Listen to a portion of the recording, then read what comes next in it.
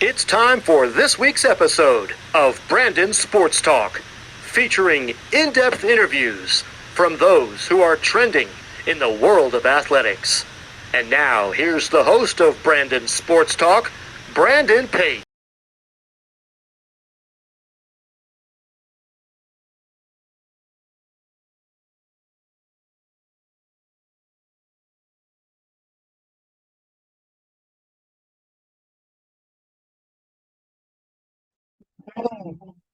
Welcome back to Brandon Sports Talk. In today's episode, I have the privilege to interview the Charleston Southern's head softball coach, Coach Christi Musser. How are you doing today? I'm doing good. Doing good. Thanks for having me. Thank you. Can you talk about how you knew that you wanted to get started in coaching in college softball? I probably didn't know until maybe after my first semester when I got to college. I was one of those undecided. I have no idea what degree I want to get and in that nature. But after having some meetings with my athletic advisor about things that interest me and classes I could take, we came up with the degree of sports management, which was a newer degree program at Kansas back then. And then I just kind of got into, I could get into the sports world, and that led to me just wanting to be around softball longer than what female professional sports would offer. And so that's kind of how it came about. Of course, what was it like going to Kansas and getting to play college softball? Cold at times. But no, it was one of the best experiences I think I've ever had. It was one of the best experiences I didn't know I wanted, because for a long time I did not want to go to Kansas. You know, being from Arizona, it was far away from home. I'd never been there before. The weather was very different. Even though my sister was going to school with me, I didn't know anybody there, so I wanted to stay close to home in Arizona. But 3, 4 days being on campus my freshman year, I absolutely fell in love with it, and then obviously stayed there my playing career and started my coaching career. So Of course, what was that like getting to play with your sister in Kansas? it was the best thing that ever happened. We didn't, it just worked out that way. We weren't trying to go to the same school. It wasn't part of our goals. We both just wanted a great place and a great experience for each of us, and it just ended up working out that way. But I couldn't imagine not having played with my sister in college.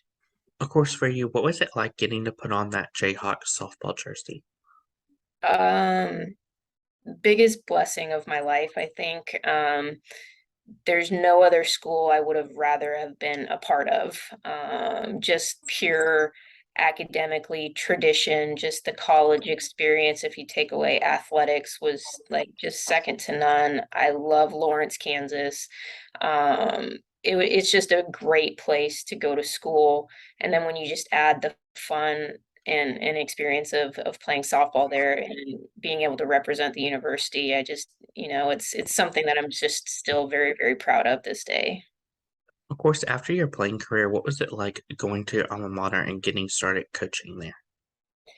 Um, it's something I look back on, and not a lot of people have the opportunity, one, to coach at their alma mater, two, to do it right out of school when they graduate, and to start at a level of being even at a bigger school in a Power Five is I don't think I knew then how lucky I was to get that job when I did, and then to stay there coaching for 8 years was just absolutely wonderful, with the experiences that I got to learn, the people I was around, the coaches I got to coach with, administrators. It really, I think, set me up for success in my journey over the next 10 years of my coaching career.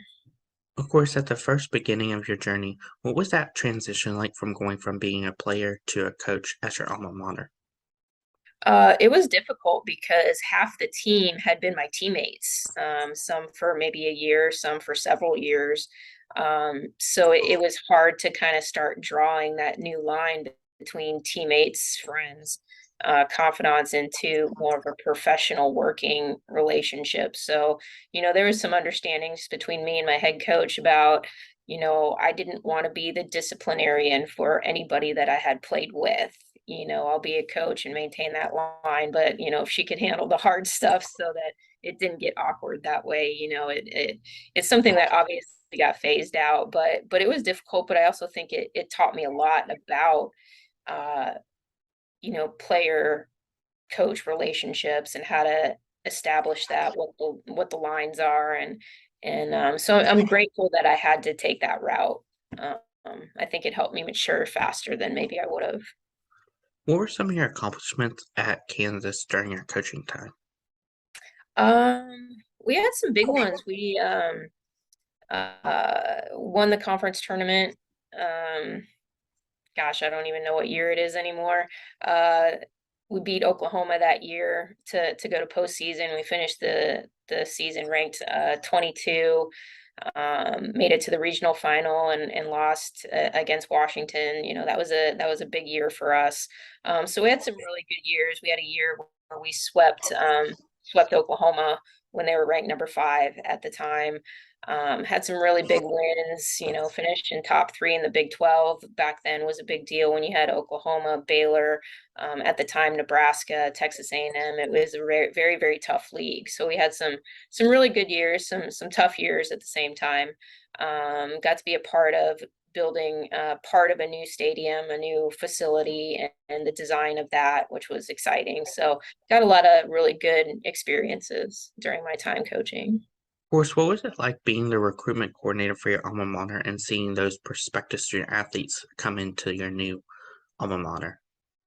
I think it was just fun to be able to show potential student athletes and potential Jayhawks exactly what I thought of the school. It was fun to brag about. It was fun to say, this is the experience that you could have because I just got done living it. So it was fun to just share what kind of athletic and academic career that they could have at Kansas. And I just love getting to meet new people and go watch student athletes and then, see their journey from high school to start to committing to getting there and having success at the college level. So it's something that I thoroughly enjoy is the recruiting part. And to be able to do that at your alma mater is even better. How was that transition like from going from Kansas to New Mexico to become the assistant coach? It was good. It was actually, as sad as I was to leave Kansas, that's where my whole collegiate experience had come from. So, it's always good to get into new environments, to work in with a new coaching staff, surround yourself with different ways of doing things and support. So, I felt like I really grew. The head coach that I went over there and worked for is somebody that I grew up playing with since we were about 13 years old. So it was fun to have that familiarity. It was good to get closer to home in Arizona as well. So I really enjoyed my time there, and we had a pretty good 3 years during my tenure there at New Mexico. Of course, leaving New Mexico, what was it like going to Grand Valley State? So Grand Canyon University, actually. So that was very exciting to be back in Phoenix where I grew up, close to family, was great. The head coach there was the assistant at Arizona State way back when I was being recruited. So I had a relationship with her and she brought me over to Grand Canyon. And we had a really, really fun 5 years while I was there, winning some conference championships, being part of the transition from Division II to Division I and having success, beating some really big teams like Florida State, Ohio State, Utah, and really just competing at a high level there. It was a lot of fun, building a brand new stadium facility, being a part of a university that's just exploding all over the country right now. So it was a lot of fun. Of course, how has your time at Valley State and Grand Canyon State and also New Mexico help you to where you are now as a head coach?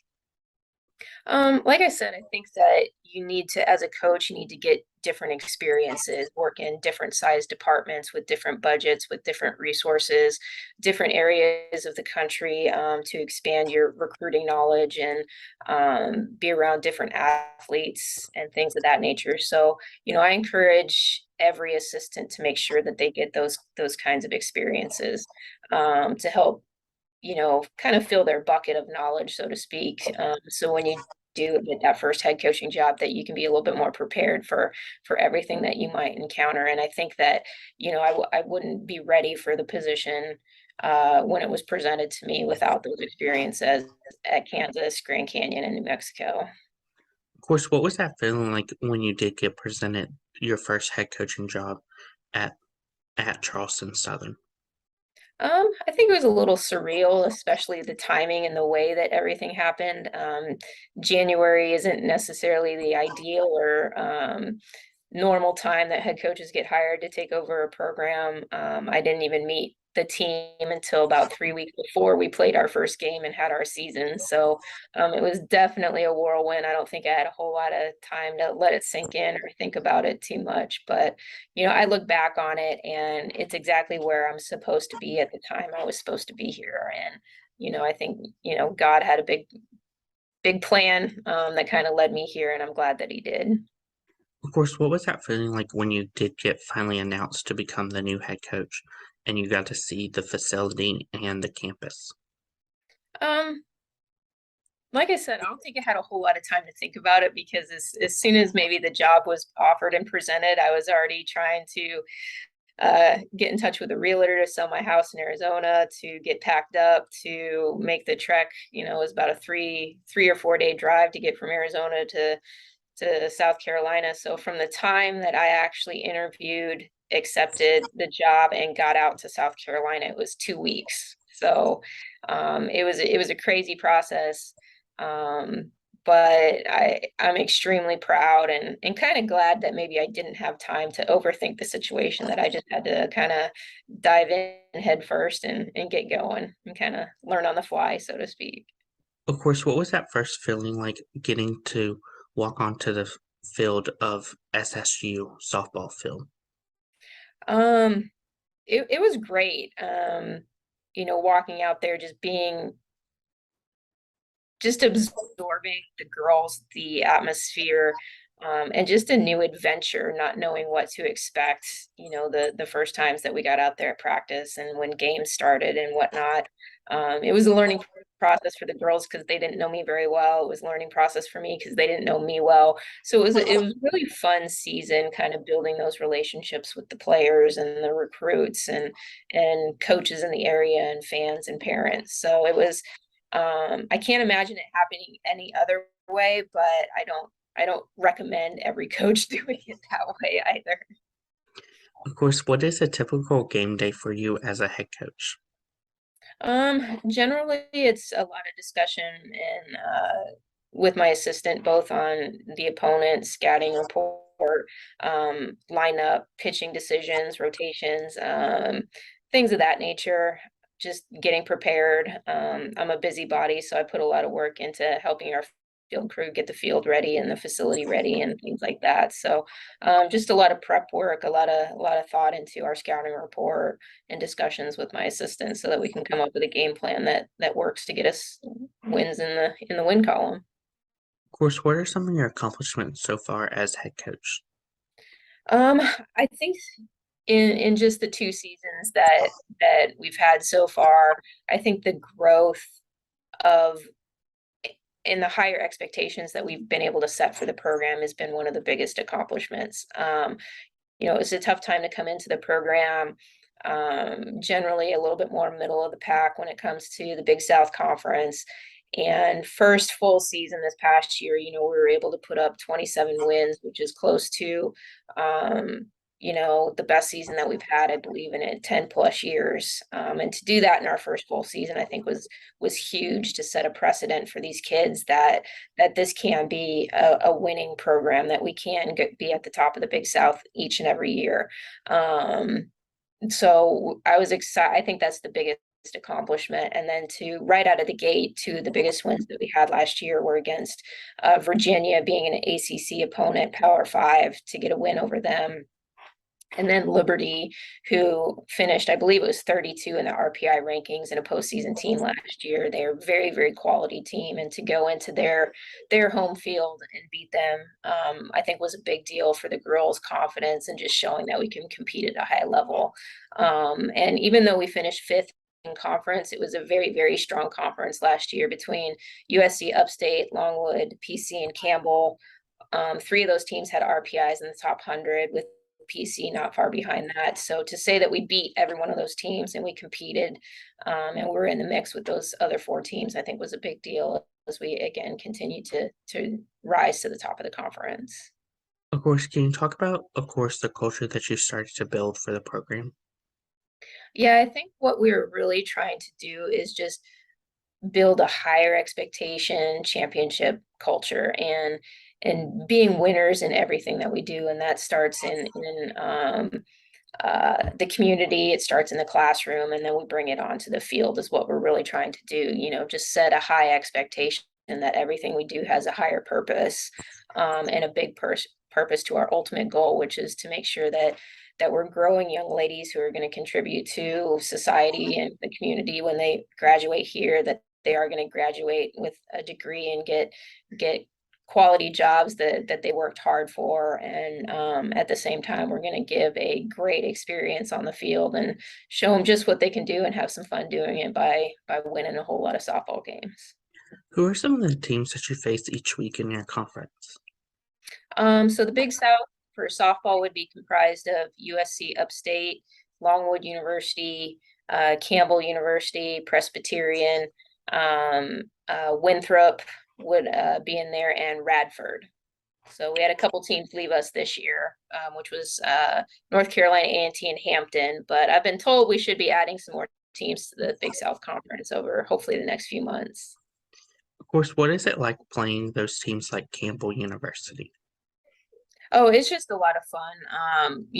There's a lot of well-coached teams here in this conference. There's some really great players. So to be on the same field as coaches that have 700-800 wins to their name, such as USC Upstate, Hall of Fame coaches, to be out there, it's definitely a fun experience to watch their teams, the way that they play. And as much as we want to get out there and beat them, I'm also taking notes about how other coaches do things and whatnot. And Campbell's been a very, very respectable program, and built a good reputation regionally and nationally. They do have a new coach this year who's coming from Iowa. She's going to do some really good things. So they'll still be the team to beat in the conference, and hopefully we're going to be the ones to beat them. Of course, what are some of your future plans with the SSU softball program? Again, we just want to kind of keep floating to the top and make sure that we stay there. So first and foremost, we want to be competitive within the Big South Conference and start building a name for ourselves regionally. And as we move on a little bit more nationally, I want to be one of those mid-major programs that people get nervous to play because we can compete with anybody. We're not going to be afraid to play some bigger opponents. We've got South Carolina on the schedule every year. We're going to go up and play Duke this year at their place. We've played Virginia, Liberty. I'm hoping to maybe get Clemson and some teams like that on the schedule in the near future. We've got Ohio State coming in for a doubleheader.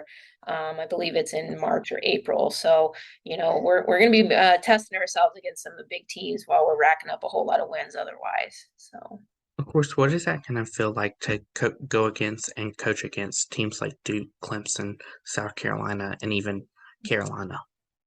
It's always just fun to see how you can match up to teams that have a few more resources than you do. I think we're definitely going to be a blue collar program. Our philosophy is to just play good, fundamental, solid softball. And I just want to be a scrappy team that's very, very difficult to beat for anybody who, it doesn't matter who's on the opposite side of the field.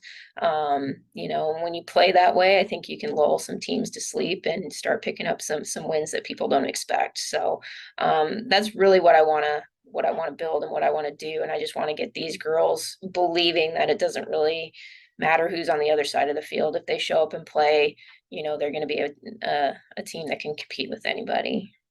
What does the recruitment process look like for those prospective student athletes coming to college for softball? It generally starts with us watching them early in their high school careers, from freshman to sophomore year, and taking the time to watch them grow and build their skills and things of that nature. When it kind of gets towards their junior year is when we start getting a little more serious about the process and being able to talk to them, communicate with them on September 1st of their junior year. And, I tell kids a lot that the athletes that we're trying to find here at Charleston Southern is we want to find the right people, the right student, the right families, and then the right athlete. And in a lot of ways, it's in that order. I want just blue collar, hardworking individuals that can, set high expectations and work hard to get there. And I think if you have that right mindset, the rest is going to fall into place. And I think we've been able to do that. I couldn't be more excited about the athletes that we have here and the athletes that we have coming in next year and the years beyond that. Of course, as head coach, what are some of the things that you look at when on the road? On the road recruiting? Mm-hmm. Generally, I'll just look for a lot of energy. I want to look for somebody who's fun to watch out on the field, who has personality. Somebody that's playing hard. As much as you're looking for performance, you're kind of also looking for those intangibles that you can't teach, which is just work ethic, drive, the way that they play, because then it just gives you an idea that these kids are going to be coachable, that they're not going to settle for average, that they're going to work hard to take the next step into their athletic abilities. So it's a lot more than just watching and sitting back and seeing somebody, throw 65 or hitting home runs, which of course, you're going to write a name down of anybody that does that. But, we're going to look for a lot of the other things that you can't teach so that we know that that person is really going to fit in with the culture and philosophy that we have here at Charleston Southern. What does the official visit look like for those prospective student athletes coming to Charleston Southern for softball?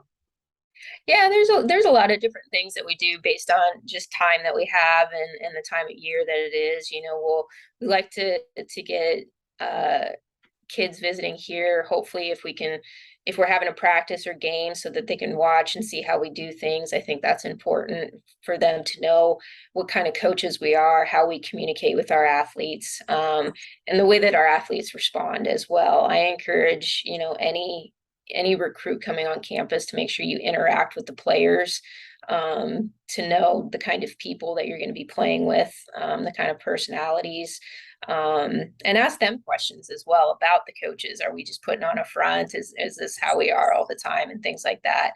But we want to give them the gamut of information and let them look around campus. We've got an absolute gorgeous campus here. We've got some other sporting events going on. We'll try to go to a basketball game or a football game, and of course Charleston sells itself. So getting kids here to maybe take a look at the beach or go downtown Charleston, that's a huge plus for us as well. What is it like, obviously, as a head coach, seeing them put on the Buccaneers softball jersey and fall in love with the colors? I think it's exciting because when you either have a kid commit or, they put on the jersey for the first time, usually that's the happiest that they could be, in their career, is the first time they put on that jersey to go play a game. So I think it's an internal celebration for me that, these kids put in years and years and years of blood, sweat, and tears to get where they're at. So for them to finally be in that moment for the first time and put on the jersey is a lot of fun to watch. So it's one of the highlights every year is our first day playing in games. What are some of your future plans for the program moving forward? Um, Definitely trying to, take the next step each year, as far as being competitive, working on some facility upgrades and doing some more things for our players in terms of support that we offer them, in terms of gear, or what we have here out at our facility, which is really nice. But we'll be announcing some upgrades here in the near future of things that we're going to be able to do. So I think that the growth of what we're doing in support and with the facility is also going to be matched by the growth that we see on the field.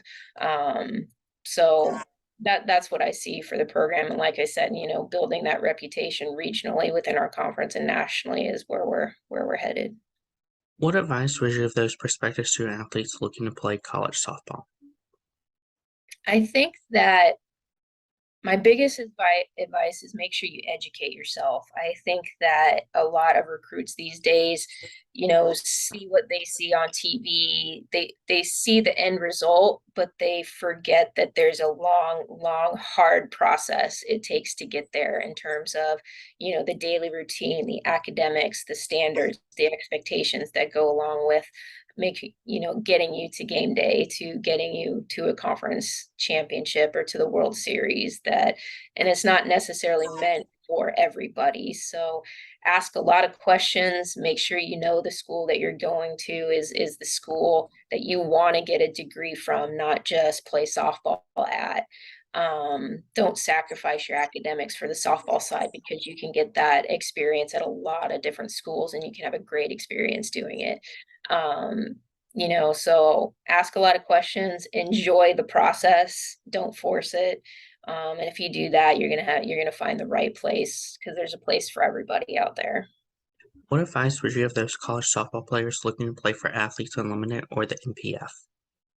I mean, I think that we need to start setting that expectation for our college athletes, that, if we continue to grow the opportunities to play after college and those professional experiences, I think that's just a great thing for female athletes in general. So, Athletes Unlimited is doing some great things with their model right now.